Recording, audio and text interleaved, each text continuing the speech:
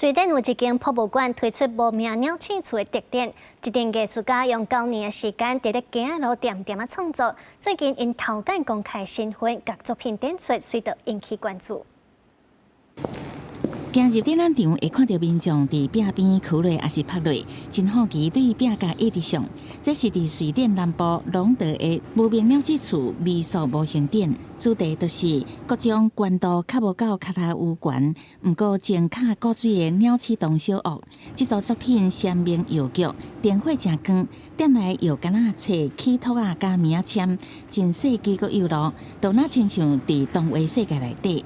It's amazing to see, a 70-year-old come over there with the crutches and people help them down and have a look and their butt is up in the air. And it really does bring out the child in everyone forward. And that's been immensely rewarding. 2018年作品《毛毛长存理发厅》，虽然无大景，袂少人也是真乐意拍伫涂骹，好好感受伊迷人的气氛。另外，钻入去楼梯间壁顶的林登克罗南布社，是国家幼路卡苗。布社内底细只桌仔椅啊、桌仔顶、印刷器材全部做甲真成。厝外还有一个美丽的复古钟。另外，2020年的作品《瑞可塔唱片行》。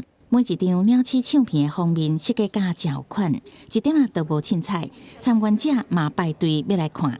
We've been doing this for 9 years, so it came gradually. Yeah. But we wanted to build something together and something we would like to find as kids in the streets.